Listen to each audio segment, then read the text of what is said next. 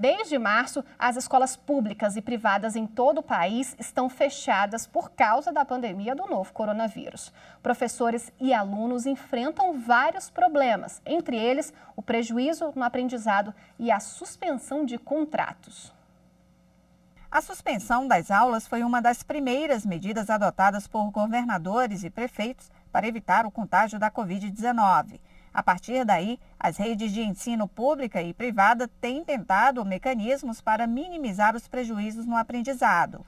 Uma saída foi adotar a videoaula. Tem pele em volta de todo o nosso corpo, certo?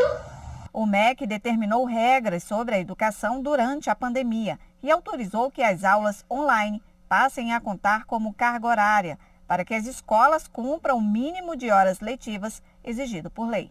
O retorno das aulas presenciais fica a critério de governadores e prefeitos. Aqui no Distrito Federal, as escolas deveriam reabrir nesta semana, mas o novo decreto distrital decidiu suspender a volta.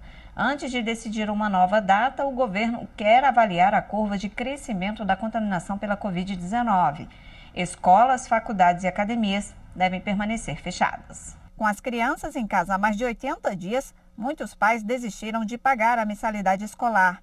A suspensão de contratos a pedido dos pais tem provocado demissões de professores e funcionários de escolas particulares. Desde o dia 12 de março, quando o governador decretou a suspensão presencial nas escolas, o sindicato, nós já constatamos aí aproximadamente 500 demissões nas escolas e faculdades particulares do DF, aproximadamente 700 contratos suspensos pela medida provisória 936 e aproximadamente 1.200 professores que estão também com alguma redução salarial pela medida provisória. Iniciamos um plano de ação divulgado junto às nossas escolas para poder passar esse momento difícil do ponto de vista financeiro e administrativo, mas, infelizmente, devido à gravidade da situação, o quadro se agrava progressivamente, sinalizando para um colapso do setor em alguns pontos, e principalmente em algumas etapas da educação básica, notadamente a educação infantil.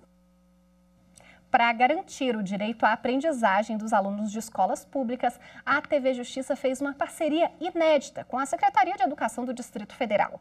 A transmissão de teleaulas na programação é diária.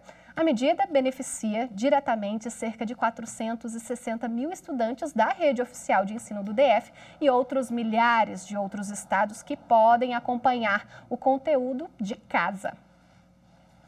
E para falar um pouco mais sobre esse assunto, a gente conversa agora com o advogado Benjamin Barros, que está viajando e muito gentilmente parou o carro, estacionou para nos atender. Boa tarde, muito obrigada pela participação aqui na TV Justiça, doutor. Boa tarde, obrigado pelo convite e obrigado pela compreensão também. Doutor, para começar, a gente viu situações de demissão, situações em que aulas estão suspensas e professores continuam sendo dispensados dos seus trabalhos, mas as mensalidades estão ali sendo cobradas todo mês, né? Como fazer? Existe uma forma de negociar? Existe alguma coisa prevista no Código de Defesa do Consumidor que dá a esses pais a garantia de pelo menos uma redução nessas mensalidades, já que não está tendo aula? Primeiramente, eu acho que é uma atitude incorreta da escola fazer isso se as mensalidades estão sendo pagas de forma integral, né? Acaba sendo um remédio, se aproveitando da crise para poder sanar outros problemas das escolas. Eu acho errado e algumas têm feito dentro do DF. Mas, no que tange ao consumidor, a gente tem um artigo 6º, inciso 5, que ele trata exatamente dessa situação que a gente está vivendo, que é quando vem um fato superveniente e ele altera aquela base contratual, tornando onerosamente excessivo para uma parte. É o que eu vejo nesse momento, e muitos juristas também, que naturalmente houve uma redução de despesas das escolas, ou até mesmo dessas que dispensaram alguns professores, e continuaram cobrando o mesmo valor da mensalidade. Eu acredito que teve, né, uma subida, digamos, já é um negócio lucrativo a escola. A partir do momento que cortam-se essas despesas substanciais, se torna mais lucrativo ainda. Momento em que deve-se reequilibrar essa relação contratual e seria redução da mensalidade, né, de forma que as partes estejam de formas equilibradas, né? Só que nem todos estão fazendo isso.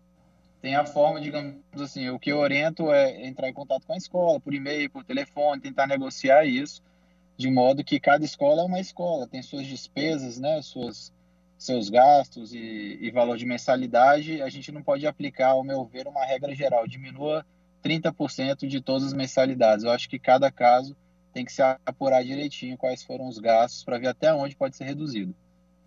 Doutor, a pandemia afetou diretamente as escolas, obviamente, mas também afetou as famílias, porque alguns pais estão com contratos de trabalho suspensos, a renda familiar diminuiu. Se houver no pagamento das necessidades básicas a falta do valor para pagar a mensalidade, o que ele pode fazer? Olha, se o serviço está sendo prestado, eu não orientaria a suspender o pagamento, que de alguma forma está sendo prestado, a não ser que realmente não houvesse nenhum serviço, nem presencial, nem virtual, aí tudo bem, justificaria uma suspensão do pagamento. O que eu poderia dizer é que, legalmente, esse estudante não poderia ser impedido de estudar até o final do ano letivo, né, em virtude de um débito na escola. Provavelmente ele não vai conseguir renovar sua matrícula, mas, em virtude da inadimplência, não vai poder ser impedido de receber esse conteúdo. E, obviamente, os pais podem sofrer, né, os contratantes, negativações, execuções, processos cíveis cobrando essas mensalidades. Tem alguma opção que os pais podem fazer num momento como esse? Seria negociar, tentar um pagamento posterior? O que é recomendado nesses casos? A primeira alternativa seria a negociação. Conversar, verificar como andam as despesas, enfim.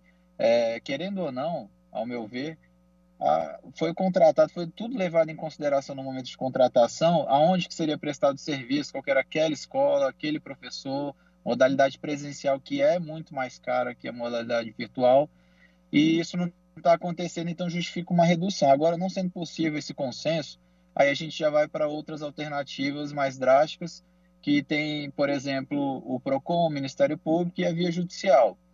Eu acho melhor, neste momento, o Ministério Público, porque acaba sendo um dano coletivo aos consumidores e eles teriam essa competência, essa legitimidade para propor uma ação coletiva ou até fazer um TAC, que é um termo de ajuste de conduta com a escola, e negociar ali uma redução de valores com os pais e a escola. E tem o PROCON, que defende naturalmente os direitos do consumidor. Apesar de eu achar que aqui no DF eles lançaram uma cartilha orientando os consumidores a não pedirem a redução. Não concordo, mas fizeram isso. Doutor Benjamin Barros, muito obrigada pela participação aqui na TV Justiça e tenha uma ótima viagem. Bom caminho. Obrigado.